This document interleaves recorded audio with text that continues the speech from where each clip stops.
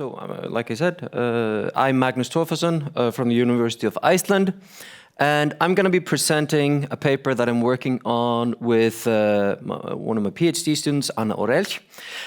It's the people, and which people? It's people who build spaceships. These are not the spaceships that Elon Musk is building to go to Mars. These are digital spaceships in the game EVE Online, which is produced by CCP Games, which happens to be located in Iceland. But this is an international community of gamers. And as the CEO has said, spaceships are a serious business. And why does he say that? Well, even though this may seem quite remote and in some cases abstract, there are hundreds of thousands of people who regularly play just this game, EVE Online, and this is the most successful game created by CCP, but by no means the largest kind of immersive long-term multiplayer game out there. And just for a few examples for the amount of dedication that goes into this. One gamer mentioned that we don't have the largest community in the world, but it's very close knit. Another one talked about how some people have played for 5 or 10 years, and they come to events, they come to FanFest, London, Vegas, and how you actually make friends there. And a third notes that it is counter to what most people would understand as gameplay. You would say it's Second Life rather than a hobby, and then it would be a lot similar. And so that's what these people are doing, and what we are doing is we are looking at them from the perspective of innovation communities. I mean, that's why we're here. This is not a gaming conference. We are looking at them as innovation communities, and so innovation communities, this is an umbrella term, an informal group of entities with shared interests have joined together, willing to share their knowledge to achieve a common goal that an individual member could not achieve alone.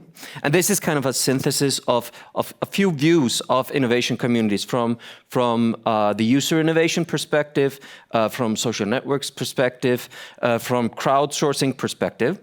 And in a previous paper, Anna and I have argued that players in EVE Online contribute not only to the in-game content and the development of the game, but that they also contribute to company focus and to company strategy in a meaningful way, and thus serve as a capable innovation community in the sense of the word.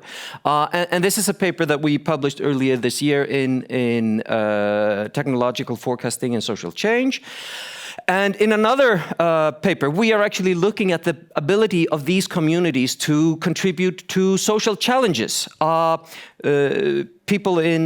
Gamers in EVE Online have contributed to understanding the structure of SARS-CoV, the COVID virus, and other games have also been activating their players in dealing with various important social challenges, and so they're kind of a quite untapped resource. That's not kind of the focus of this particular paper that I'm presenting here. Here we're looking at what motivates the players to dedicate time and effort to supporting these community innovation initiatives. And we have studied this using grounded theory approaches. You can probably not read this in detail, but basically we have gone out, we've done interviews with the gamers, with the people working in CCP. We've taken part in kind of these conferences where people are actually doing this strategy and innovation feedback, looking at internal company documents and quantitative surveys, and kind of all with grounded theory approach of trying to kind of triangulate to understand the phenomenon of interest. And And that is what we have. I do have a laser. The phenomenon of interest here is basically this motivation to contribute. So basically, in studying this, we wanted to make sure that we understood the context, the causal conditions, the intervening conditions. This then feeds into these strategies. And we actually found, looking at this, that we actually had to think about both kind of what are the strategies for players, and what are the strategies for the companies, kind of how they interact with the phenomenon, and kind of how we come out with these consequences around that phenomenon. And basically what we found was that there's a very important kind of at least two dimensions that we found we needed to look at in terms of the motivation. First, there is the individual motivation, kind of individual benefits or awards or satisfaction that people derive from contributing to innovation, kind of in the context of this game. And then there is the relational or the community motivation.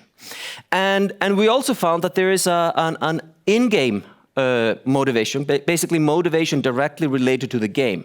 So something like, direct in-game rewards or something could be kind of classified as that. And then there is motivation or benefits that are unrelated to the game.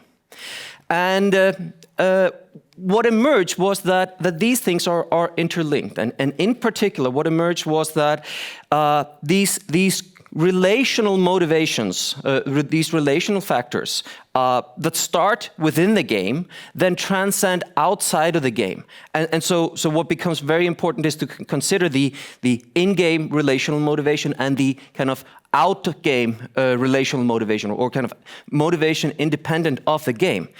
And just to give you a quick example of kind of what I'm talking about here. So here's a member who says, even if you don't actually log into the game, you're still part of the community. And the community is all that EVE's really about at the end of the day. And I do definitely think that I can't just drop out of the EVE community, right? And another one says that, and going to why this is, because it emotionally affects you, because you're helping your collective survive or defend.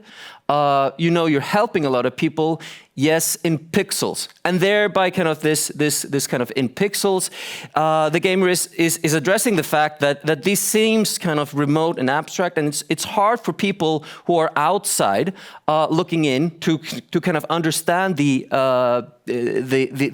strength of attachment. But emotionally, I think it is a big drive for a lot of players. And so basically, this is kind of this is like a very quick overview of kind of how we arrived at our conclusions, which are basically that we using the grounded theory approach. This suggests kind of a qualitative change in understanding motivation when it comes to these communities that are formed around video games compared to non-game communities, such as contributing to Wikipedia or open source communities, other innovation communities that are contributing to various goals. Because in general, innovation communities rely on motivation around the self-directed choice of the innovation task. This is something that other researchers have shown to be a very important thing. You can choose what you're working on, and you get satisfaction from kind of contributing to that. But these immersive games, they result in like an additional layer of motivation based on these multiplex relationships related to the game, because the community is supported by kind of these richer interactions. We have multiple media channels, as one would say, multiple goals, multiple common goals, both in-game goals and out of the game goals, and this kind of emerges as a key motivating force here. Theoretical and practical contributions. So the results show the need for a change in how we understand and conceptualize these gaming communities. The paper also responds to a call to change kind of how we perceive of innovation communities in general, and user communities, because such communities that are kind of loosely affiliated with a company have mostly been examined from the perspective of the company. But we see with these kind of with the shared goals around the game, there becomes an independent nexus. The game is something which is independent of the company itself, that ties all these people in the community together, independent of the company, even though they want to contribute to the company as well, and they are also quite willing to contribute to societal challenges. And finally, just as a practical benefit, that if you want to benefit from such communities, companies should change how they perceive of them and how they motivate them. And as people are kind of more and more spend more and more time online, both in these immersive games, but in other immersive scenarios, kind of thinking about how the motivation that gets kind of formed within these virtual environments kind of flows into other situations becomes more and more important. And that is that. And thank you very much for your attention, your feedback. Thank you very much. Yeah. A few questions, if I may. What do you think is the percentage of gamers in a modern society? I mean, which societies have you looked at? Well, I mean, so I started looking at these things maybe 5 or 10 years ago, kind of in different contexts, where at that time one would perhaps say, I don't know, 5% or 10%, but I think this is just increasing more and more. And if any of you have kids, you probably have the experience of them, not wanting to stay out with their family, and they're not actually going out. They're not going out drinking or anything. They're going into their room with the video games, and they're not playing them alone. They're playing them with their friends, kind of. And there's the younger generation kind of, for them, this interaction between the virtual environment and the actual kind of physical environment is just, it's much more fluid than people of my age can kind of really apprehend. Yeah. It's a constant challenge for myself, I must say. Yes. Yeah, it's very difficult to get my son out of his room. But what part and proportionally, what part of those gamers, let's say, which form about 5% of society, would be motivated to contribute to the business operations of gaming companies? Right. I think that's a good point to think about. I think it comes to both motivation and skill. In the other paper that we looked at, where we were actually more thinking about kind of what they actually do, we looked at how they can actually contribute at different levels. And so most gamers, I would say maybe 50. There are some gamers who we classify as free riders. There are some gamers who are willing to contribute to basic innovation tasks, and so for example, they can contribute to development of the game, their closer environment. But as they become kind of more experienced, they can actually contribute to to company strategy, to the position of the company kind of within the wider world.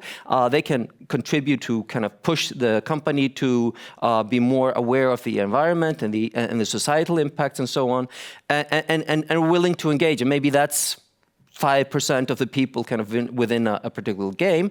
But I think the 5% who are gamers, I think that's probably old information. I think probably we're talking 15-30% of people who spend a significant amount, in games of some kind, even though they're not all in kind of these EVE Online, and that is just, I think, increasing. Right. There's also a negative emotional effect related to gaming. We know that gamers often engage in this toxic behavior, such as sexual harassment, threats of violence, aggressive spamming. Is it possible to handle game toxicity, and how do you know if online game developers deal with it?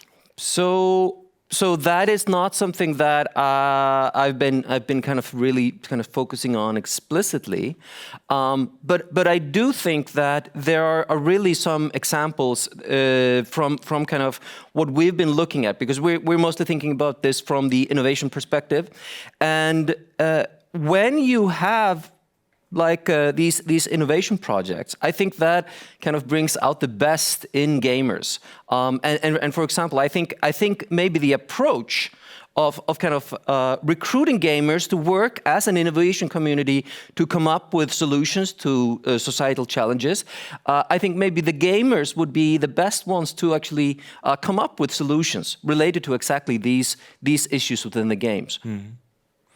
Ladies and gentlemen, I see we have at least one question from the end of the hall there. You have the microphone. Thank you. Thank you. A good presentation. As I understand, you're focusing on two stakeholders, the gamer and the company. And did you consider also to enlarge the numbers of stakeholders? For example, it's very popular to have gaming competitions and the visitors to the gaming competitions, and this community is increasing extremely. But they give also some kind of potential contribution to the development. I think that's a great point. I think the way we kind of consider it here is that we would consider like gaming competitions and other kind of activities to either be like on the gamer side if they're organized by the gaming community, or the company side. But as you say, there can be other actors, other firms that are, for example, not tied to a particular game, but are kind of organizing gaming competitions for multiple games. And I think that it would actually be quite useful for us to kind of think about those kind of surrounding stakeholders as well. I think that's a great point. Thank you very much. I'm afraid this is all we have time for. Ladies and gentlemen, an applause to Magnus. Thank you very much.